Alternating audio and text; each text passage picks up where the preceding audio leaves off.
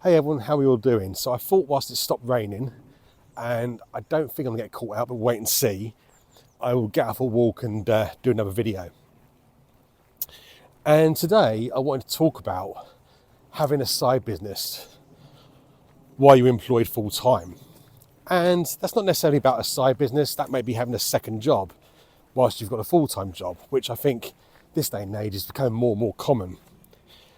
And I was speaking to someone about this the other day, because in my industry, it's almost a bit of a no-no, because a lot of companies out there actually don't like you having a side business on the side, as it were, when you're working for them.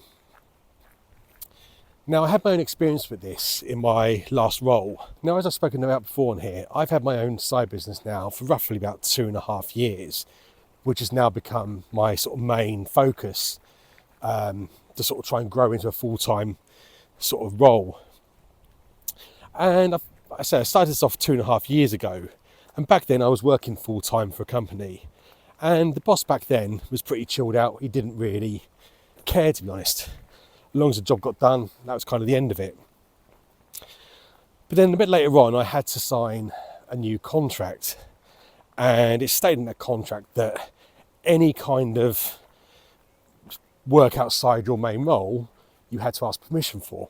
So when I saw this contract, it always worried me whether I should ask or not. Ultimately, part of my mind was like, well, I've done it for 2 years. My last boss, before he left, didn't have a problem with it. Why should I bring it up now? But there's always that worry about, what if I got caught doing it? And then, if I'm totally honest, there was part of me that's like, why should I have to ask? Like, work pay for, let's say, 40 hours a week of your time. Why do you have to ask permission to do stuff outside that time? It makes no sense in my mind. And don't get me wrong, I fully understand if you're doing something outside of work that's a conflict of interest. Maybe you're doing the same job for someone else, whatever. But certainly in my situation, it was completely a separate thing I was doing, nothing connected to what I did full time in the first place. So I just don't think I ever really understood why I had to ask for permission. So eventually I did ask for permission, because I think I was worried about basically getting caught out at some point. And there were quite a few questions regards to, well, why are you trying to do it? You know, your priorities should be work. It shouldn't interrupt your work time, which it never would do. But then there are questions about, well, what if you get a call outside of work hours? Or what if you have to do stuff at the weekend? And it's like, well, that's no different to if I was doing a hobby. And ultimately, my time is still my own time. Anyhow, I think, to be honest, back then, I was worried about potentially losing my job, ironically. So I kind of carried on doing it after they sort of said yes, but I kept the brakes very much on it. I didn't really push social media very hard. I kind of worked with sort of clients locally, and instead sort of went for the sort of word of mouth thing, which was great at the time.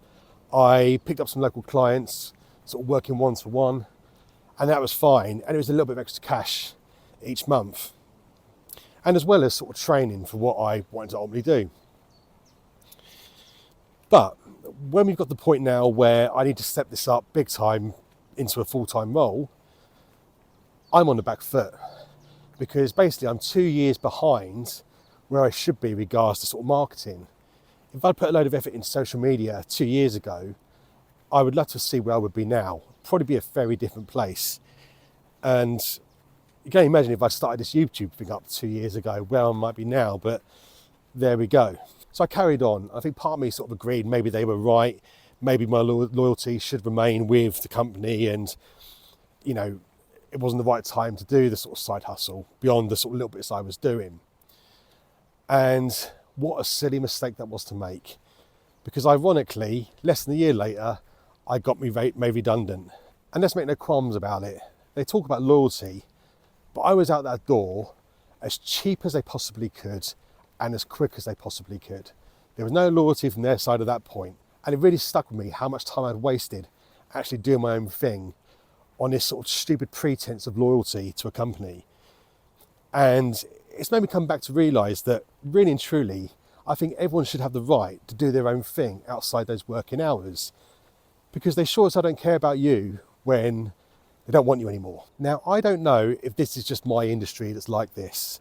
The interesting thing is I had a few interviews over the years. Now, this is before I lost my job, when I was offered sort of stuff when I was working. And it was brought up then that I potentially have to wind it back if I was to take this new job on.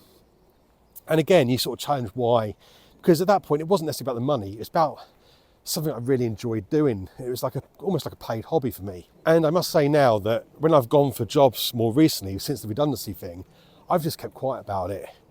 My mind's always been that I'll tell them or talk about it once I get offered the job, which ironically has never happened. So ironically, the side hustle that I've had has been the one thing that's kind of saved me from being in total shit, dare I say. Now, I talk about a side business from back then it was more of a sort of a passion project. But when I look back on the past sort of 3 or 4 years now, the cold light of day, year on year, you'd be lucky to get like a 1%, at best 2% pay rise year on year. And you've only got to look at the cost of living the past 3 or 4 years, what's happened there. You know, your salary just doesn't go as far.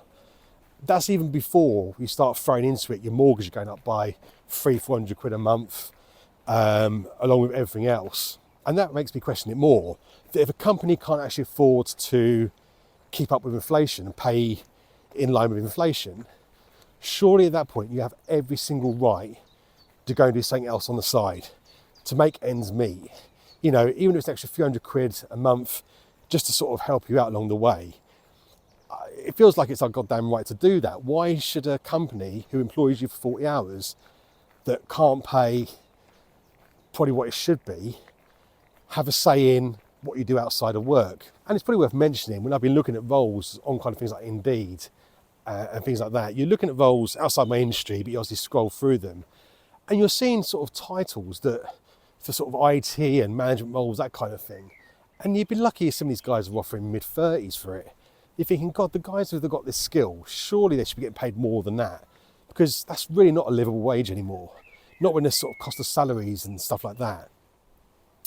And I generally believe that if you've got that skill set that you can take to a company, if they can't afford to sort of pay, dare I say, a proper salary, you've got every right to go and use those skills outside your 9 to 5 to ensure that you can sort of provide for your family and even just for yourself, to give you the life you want. If you're younger, trying to, you know, get yourself on the housing ladder, that kind of thing, which in itself is challenging. But you've got every right to use your skill set as much as you want, and I don't think this should be confined to that one job. Then obviously there's the insurance policy side of it, that, as I've already said earlier, that if I didn't have the side business in the background, frankly, right now I'd be in the shit, because, as I say, it's coming up to, well, it's been about 7 months since I last got paid for my sort of full-time role. And, you know, if I had relied on my savings just for that, it'd be, frankly, to be honest, I'd be in the shit by now. So I think really a second job or a side business is frankly a sensible insurance policy for anybody, if you want to do it. So when I look back on my sort of time, if I was to go back 2 or 3 years and sort of speak to myself and give myself some advice, it would be to not worry so much about loyalty and what the company thinks is right or wrong, but do what you think is right or wrong. You know what? Go all in, work hard on the 9 to 5 and make sure you put the effort in there, do your job. But then beyond that, do what you want to do. And I think it's true that if you're in the same boat right now and you're looking to start something and you've got that in your contract, just speak to them. And if they do challenge it, say no, I would really challenge it, because I just don't think it's fair anymore. But again, it's easy to say that when you know in my situation. I know certainly when I was back then, it was something I was actually sort of worried about sort of pushing too far with in case I actually lost the job. But it's food for thought. So what about yourself? Have you come across this? Have you tried to do something yourself and had grief from work? Have you been challenged about doing something else in your spare time? I'd really like to know. I'd also like to know basically as well if you know the company you work for or the industry you're in doesn't really care. Because I suspect that I see a lot of videos on YouTube about people doing side hustles, and there seems to be no problem. So whether it's just my industry, I don't know, but it'd be really interesting to know what your views are, what you've come across, if you've done it yourself, had you any grief because of it? I'd really love to know. And yeah, I'll leave it there because this could go on for a bit of a rant, and I don't want to do that because I can get quite heated about it, to be totally honest. So I'll leave it there. As always, thanks for watching. Please, if you haven't subscribed, it really helps me out if you do that. I really appreciate it if you hit that button. Likewise, please comment below, as I've said, about any views on this, and feel free to like if you don't mind. And I will hopefully see you next week. Cheers for now.